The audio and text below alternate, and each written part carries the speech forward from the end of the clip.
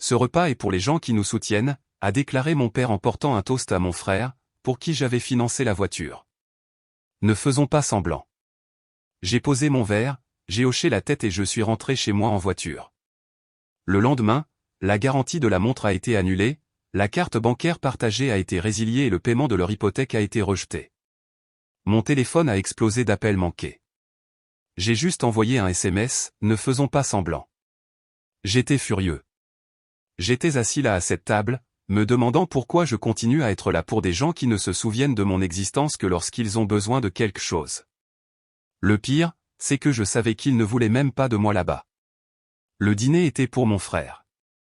Il venait de décrocher un emploi dans le marketing. Rien de spectaculaire, mais la façon dont mes parents agissaient, on aurait dit qu'il avait guéri le cancer. Ma mère a réservé une table à Campanella, un de ces endroits où les lumières sont tamisées et la carte des vins a son propre dossier en cuir. Quelques jours avant, elle l'a glissé dans un SMS, on fait un dîner pour Ryan vendredi. Tu peux venir si tu veux. Comme si c'était un événement communautaire et qu'elle n'était pas sûre que j'y trouverais ma place. Je suis arrivé à l'heure. Bien sûr que oui. Je l'ai toujours fait. Pourtant, personne ne semblait le remarquer. Ma mère chipotait avec la carte des vins. Mon père et Ryan étaient en pleine histoire, riant de quelque chose impliquant son nouveau manager. Le seul siège libre était en face de Ryan, à côté de mon père. Je me suis assis, je me suis versé un verre de la bouteille que j'avais apportée, une des bonnes, quelque chose que je savais qu'ils n'auraient pas les moyens de s'offrir, et j'ai attendu que quelqu'un me remarque. Ils ne l'ont pas fait. La conversation est restée centrée sur le nouvel appartement, le nouvel emploi, la nouvelle voiture de Ryan, toutes les choses que j'avais contribué à rendre possible. Personne n'en a parlé, bien sûr.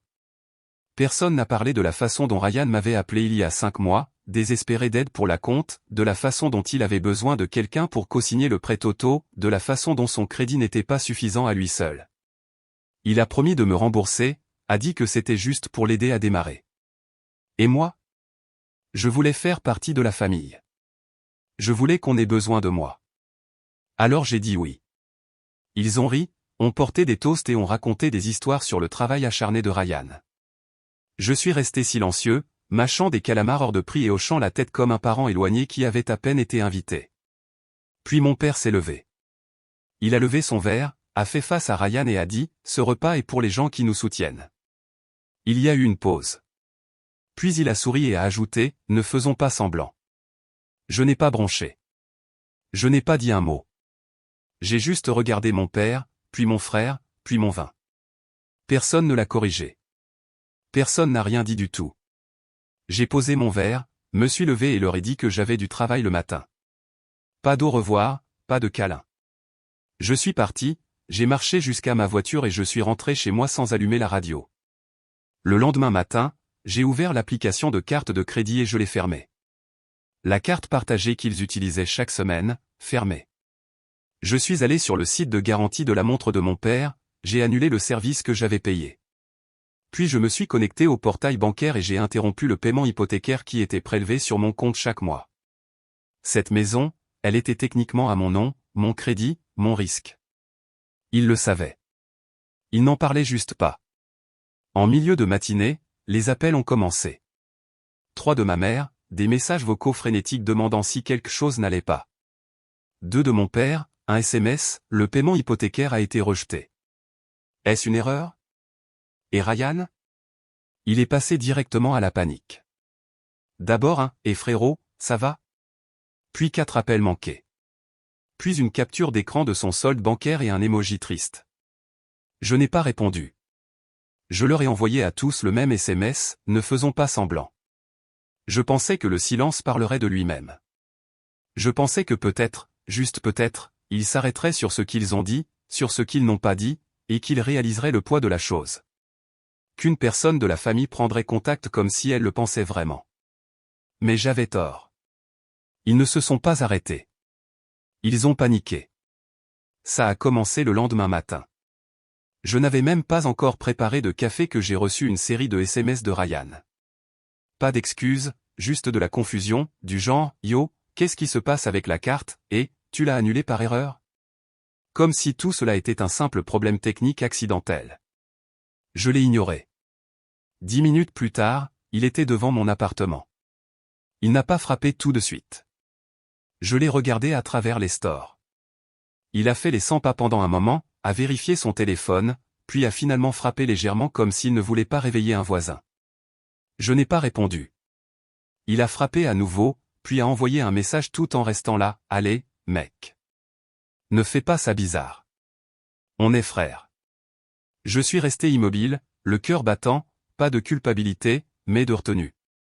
Parce que si j'ouvrais cette porte, je ne serais pas calme. Je ne lui devais plus la paix. Alors, j'ai attendu. Il est finalement parti. Et 20 minutes plus tard, il publiait sur Instagram depuis un café branché, souriant avec un cappuccino comme si de rien n'était. La même veste que je lui ai achetée à Noël dernier était zippée à moitié. La voiture que j'ai payée était garée juste devant, derrière lui sur la photo. Ensuite, ce fut le tour de ma mère. Elle a appelé 3 fois en 1 heure. Comme je ne répondais pas, elle a envoyé un message vocal. J'ai écouté les 10 premières secondes et j'ai éteint. Sa voix s'est brisée, non pas de culpabilité, mais de cette même inquiétude condescendante qu'elle utilisait toujours quand j'étais trop émotif en grandissant, comme si je faisais une crise de colère. Quelques heures plus tard, j'ai reçu un long SMS. Elle a dit que j'avais pris les choses trop personnellement, que j'avais du mal à entendre le toast. Elle a dit que c'était juste une blague et que j'étais toujours trop sensible. Puis elle m'a asséné une phrase qui m'a fait serrer la mâchoire, « Cette famille a toujours été là pour toi. N'efface pas ça à cause d'un dîner. » Un dîner. C'est tout ce que c'était pour eux. Juste un petit faux pas. Ils ne voulaient pas voir que ce n'était pas à propos du toast. C'était à propos de tout ce qui s'était passé avant. Des années à être toléré au lieu d'être apprécié. Des années à être utile au lieu d'être aimé. Je suis allé à mon bureau et j'ai sorti les documents du prêt auto. Tout était à mon nom, mon crédit, mes revenus, mon risque. Il n'aurait pas pu l'obtenir sans moi. Il a à peine parcouru les formulaires quand je les lui ai tendus. Il a juste dit « Merci, frérot ». Sérieusement, et a commencé à chercher des jantes. Puis est venu l'email de mon père. Objet, mettons les choses au clair. Pas de formule de salutation, pas de chaleur, juste un paragraphe froid sur la façon dont il nous avait toujours appris à séparer l'argent et les émotions et sur la façon dont j'étais peut-être devenu trop impliqué. Il a dit que je prenais un rôle de contrôle et que je mettais la famille mal à l'aise. Il a même dit que je devrais peut-être reconsidérer ma façon de voir la loyauté. Ça m'a touché différemment, non pas parce que c'était dur, mais parce que c'était tellement distant, comme si j'étais une menace extérieure au lieu de son fils. Ce soir-là, j'ai reçu une alerte de fraude sur le compte de crédit partagé que j'avais fermé. Quelqu'un, certainement un d'entre eux, avait essayé d'y accéder. J'ai vérifié les logs.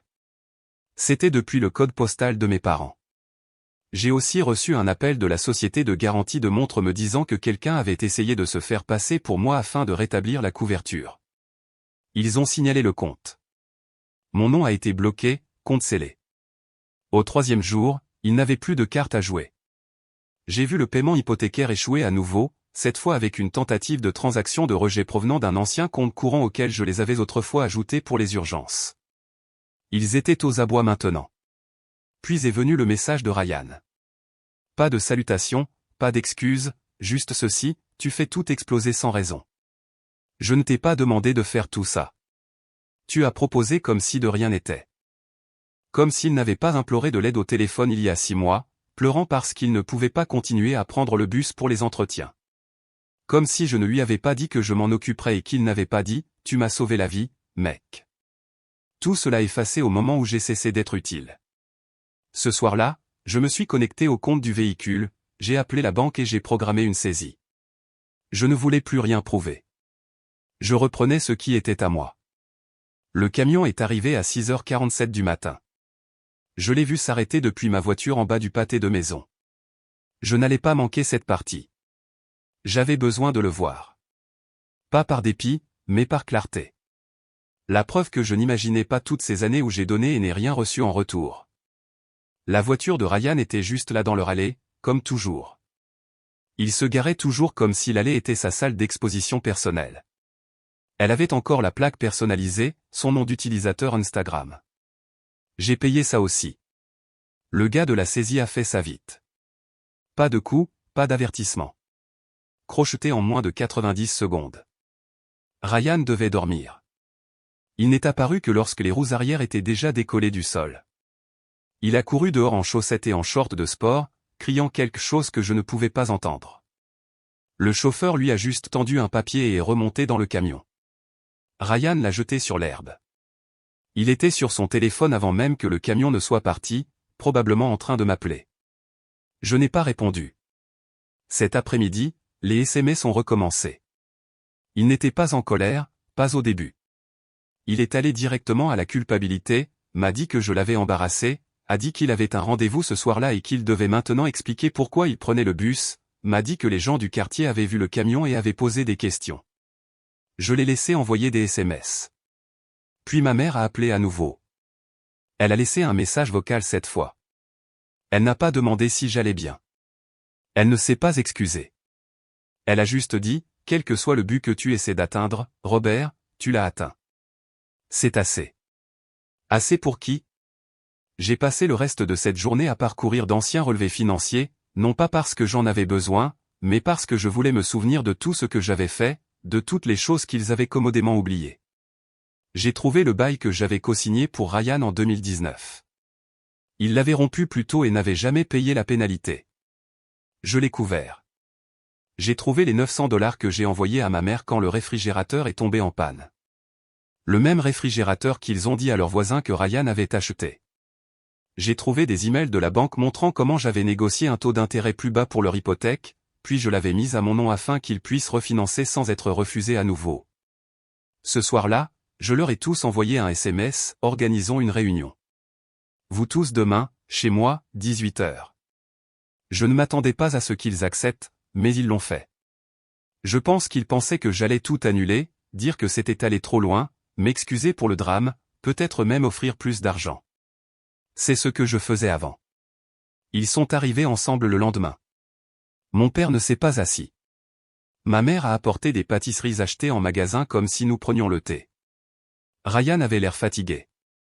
La première chose qu'il a dite a été « J'ai besoin de récupérer la voiture, mec ». J'ai soulevé un dossier et je l'ai placé sur la table basse. À l'intérieur, il y avait tout, les documents de prêt, les reçus de transfert, les relevés bancaires. Je les ai laissés réfléchir à ça pendant une seconde. Puis je leur ai dit que c'était fini. Plus de paiements, plus de cartes, plus de faveurs. Ryan a ri, pas un vrai rire, plutôt de l'incrédulité. Ma mère m'a demandé ce qu'ils étaient censés faire. Mon père a dit, tu vas vraiment tourner le dos à ta propre famille à cause d'un toast? Je n'ai rien dit. J'ai ouvert la porte et j'ai attendu. Ils sont partis un par un, sans dire grand-chose. Ma mère s'est attardée un peu, mais je ne l'ai pas regardée. Elle est sortie. Ce soir-là, j'ai bloqué tous les trois et j'ai mieux dormi que je ne l'avais fait depuis des années. 3 jours se sont écoulés. Pas de SMS, pas d'appel, pas un seul coup à ma porte. J'ai pensé qu'ils laissaient peut-être les choses s'installer, qu'ils essayaient peut-être d'assimiler le fait que je n'allais pas me précipiter cette fois. Mais au fond de moi, je savais mieux. Ma famille ne réfléchissait jamais. Elle ripostait juste. Vendredi matin, j'ai reçu une notification de l'application de surveillance du crédit, une utilisation. Nouvelle enquête détectée, puis une autre. J'ai ouvert l'application et j'ai regardé l'écran. Quelqu'un avait utilisé mon nom, mon adresse et mon numéro de sécurité sociale pour demander 2 cartes de crédit. Il n'essayait même pas de le cacher. Je savais déjà d'où ça venait. Il y a quelques années, j'ai aidé mes parents à remplir leurs impôts et j'ai tout imprimé pour eux, SSN, W2, copie complète. Ils gardaient tout dans une armoire dans le couloir, étiqueté et organisé comme une bibliothèque. J'avais supposé que c'était sûr. Cette supposition était révolue maintenant. J'ai déposé un rapport de fraude, j'ai gelé mon crédit, j'ai changé tous les mots de passe que j'avais jamais utilisés, tous les comptes, tous les emails de sauvegarde. À midi, ils ont commencé la vraie performance. Ryan a publié un long statut sur Facebook, passif-agressif, plein de poses dramatiques et d'accusations vagues. Il parlait de fausse générosité et de la façon dont certaines personnes utilisent l'argent pour contrôler et manipuler sous le masque de l'aide. Pas de nom, juste assez de détails pour que chacun puisse combler les lacunes. Il a écrit « La famille, c'est l'amour, pas la dette. Les gens ont commencé à commenter, de vieux amis de la famille, des cousins éloignés. Certains ont aimé le post. D'autres m'ont envoyé des messages directs pour me demander ce qui s'était passé. Je n'ai pas répondu. Il n'y avait pas une seule version de la vérité qu'ils seraient prêts à entendre. Ce soir-là, je suis rentré chez moi et j'ai vu quelque chose sur mon paillasson, mes clés de rechange de la maison, celles que j'avais données à ma mère il y a des années. Elles étaient dans un sac Ziploc, assises sous un reçu d'une boulangerie. Elle n'a même pas écrit de note, juste le reçu avec son nom imprimé en haut. Je suis resté là à le regarder pendant un moment. On aurait dit un geste final, pas un au revoir, plutôt un avertissement. Le lendemain, j'ai reçu un appel de mon propriétaire. Il avait l'air confus. Quelqu'un avait appelé le bureau en se faisant passer pour moi, demandant de mettre à jour le bail et de transférer la responsabilité du paiement. Quand ils ont demandé une vérification, l'appelant a raccroché. Mon propriétaire a signalé la tentative comme suspecte. Je n'avais pas besoin de deviner.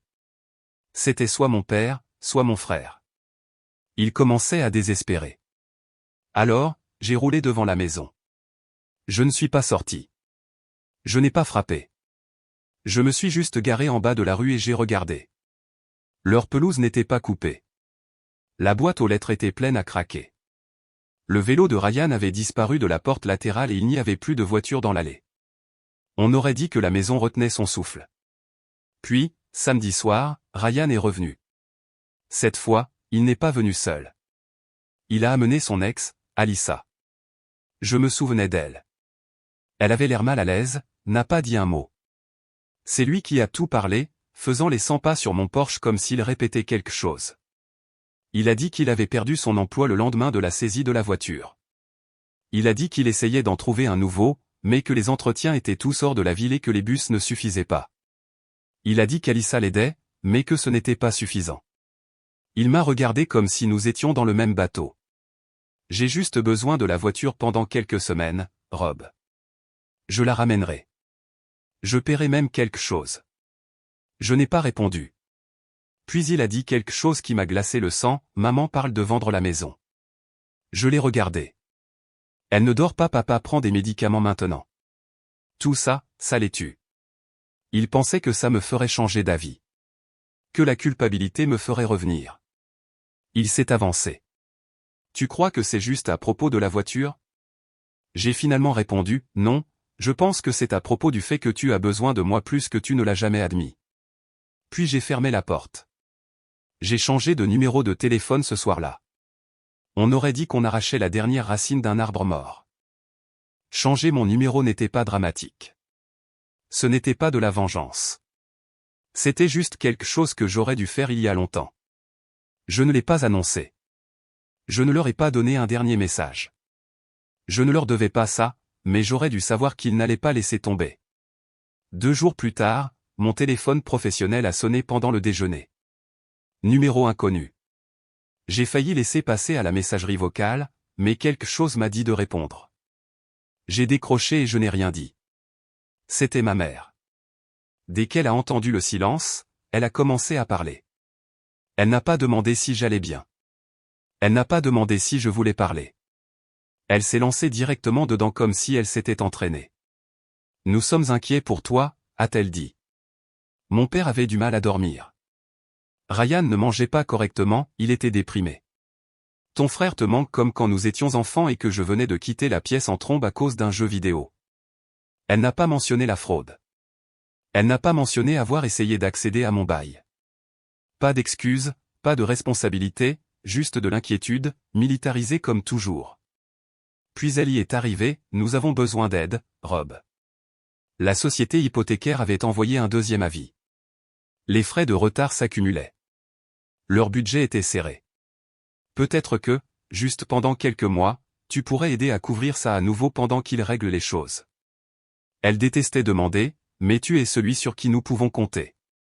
J'ai raccroché. Plus tard ce jour-là, un email est arrivé, cette fois de mon père. Il essayait de me donner de l'espace, mais il me contactait en tant que père qui croit encore en son fils. Le ton était calme, professionnel, même. Il a dit que le toast avait été mal interprété, que je l'avais mal pris. C'était censé être un moment de légèreté, quelque chose pour célébrer la victoire de Ryan. Puis est venue la deuxième moitié, la vraie raison, ils avaient manqué 2 paiements hypothécaires. La banque avait envoyé un dernier avertissement. La maison était en danger. Ils envisageaient toutes les options, mais peut-être que ce n'était pas obligé d'en arriver là. Peut-être que je pourrais rétablir les paiements automatiques. Peut-être que nous pourrions revenir à la situation d'avant. Il a signé, avec amour, papa. Pas un seul mot sur les années où je les ai soutenus. Pas un mot sur ce que j'ai donné ou sur ce qu'ils ont pris. Le lendemain, une lettre est arrivée dans ma boîte aux lettres, manuscrite.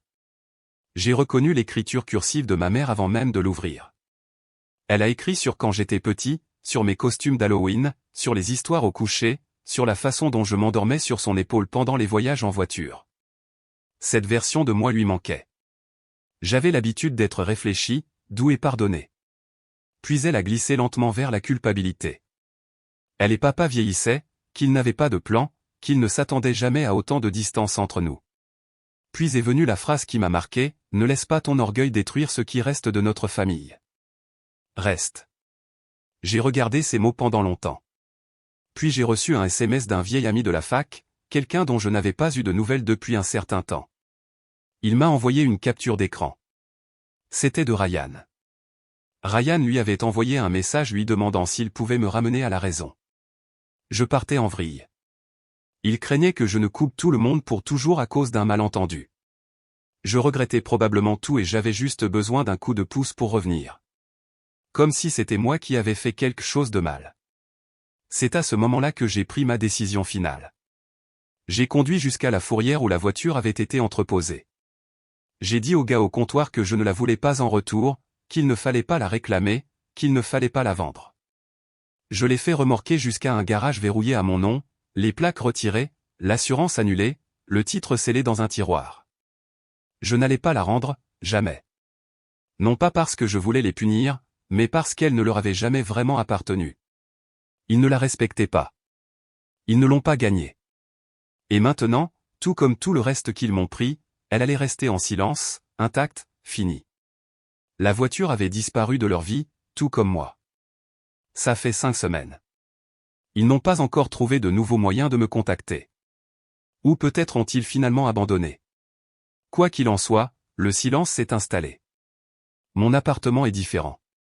C'est plus calme, pas seulement parce qu'ils sont partis, mais parce que je ne vérifie pas mon téléphone toutes les quelques minutes, en attendant la prochaine obligation, la prochaine demande, la prochaine crise que je serais censé régler.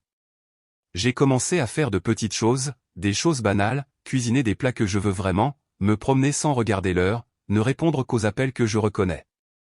La nuit, je dors d'une traite, sans tension dans la mâchoire, sans culpabilité qui attend sous la surface. Il y a quelques jours, j'ai vu l'Instagram de Ryan apparaître sous l'histoire d'un ami commun. Il était à une soirée chez quelqu'un, souriant comme si de rien n'était, mais j'ai remarqué qu'il tenait un titre de transport dans sa main. Il était à peine visible à l'arrière-plan, caché derrière son téléphone. Je ne me suis pas attardé sur l'image. J'ai juste fermé l'application et je suis passé à autre chose. La semaine dernière, j'ai reçu une lettre de la société hypothécaire adressée à moi. Ils avaient commencé la pré-saisie de la maison. Je savais que ça allait arriver. Je n'ai pas tout lu, j'ai juste parcouru suffisamment pour comprendre qu'ils n'avaient plus de temps. La maison que j'ai aidé à sauver 3 fois était sur le point de leur échapper. Je ne me suis pas senti triomphant. Je ne me suis pas senti coupable non plus. Je me suis senti distant, détaché, comme si je m'étais réveillé d'un très long, très étrange rêve. Mes parents ont toujours donné l'impression que j'avais de la chance qu'ils me tolèrent, que j'étais trop sensible, trop sérieux, trop impliqué. Ils utilisaient ces mots souvent, et je les ai avalés pendant des années, pensant que si je faisais juste plus, que je donnais juste plus, ils arrêteraient de me regarder comme un invité dans ma propre famille. Mais ils ne l'ont jamais fait. J'ai appris que les gens qui dépendent de vous sans respect ne vous aiment jamais vraiment. Ils aiment juste la version de vous qui les aide à rester à flot.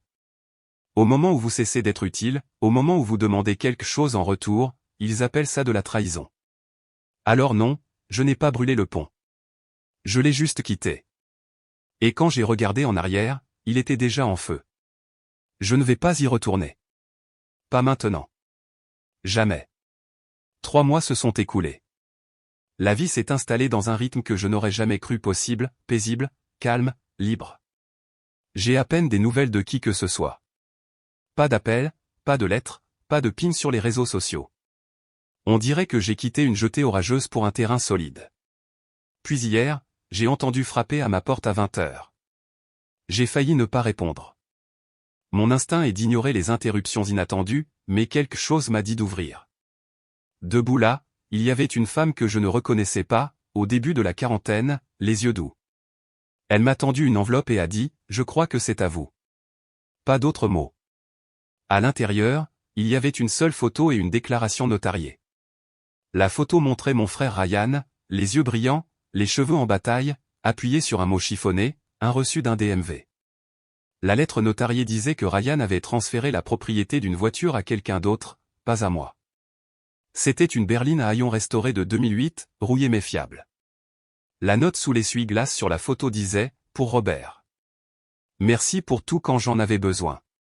Puis il y avait une courte lettre manuscrite de Ryan, « Rob, j'avais tort. J'ai pris sans comprendre ce que j'avais perdu. Ce n'est pas la voiture de luxe. C'est tout ce que j'ai pu trouver. Ma première voiture. J'ai besoin que tu l'aies. Sans condition. Avec amour, Ryan. » J'ai regardé cette lettre pendant longtemps. Pas de culpabilité, pas de précipitation, juste la reconnaissance que quelque chose avait changé, que peut-être finalement la famille que je pensais avoir perdue essayait de trouver un moyen de revenir. Même dans le plus petit des gestes, je n'ai pas pleuré. Je ne me suis pas précipité pour l'appeler. J'ai posé la lettre et la photo sur mon bureau à côté du dossier des documents de prêt que je n'ai toujours pas jeté. Ce soir, j'ai conduit jusqu'à la banque pour tout revérifier. Je voulais m'assurer que cette vieille berline à haillons n'était pas une arnaque. Mais sur le chemin du retour, j'ai réalisé que ça n'avait pas d'importance. La voiture était intacte. Elle était à moi. Pas de prêt, pas de paperasse, juste un geste. Je ne sais toujours pas si je ferai un jour le premier pas pour le contacter. Peut-être que je conduirai cette voiture en ville. Peut-être que je la laisserai juste dans le garage pour l'instant. Mais pour la première fois, quelque chose à l'intérieur de moi a changé, pas assez pour pardonner encore, pas assez pour appeler ça à nouveau la famille, mais peut-être assez pour commencer à me demander ce qui pourrait arriver ensuite.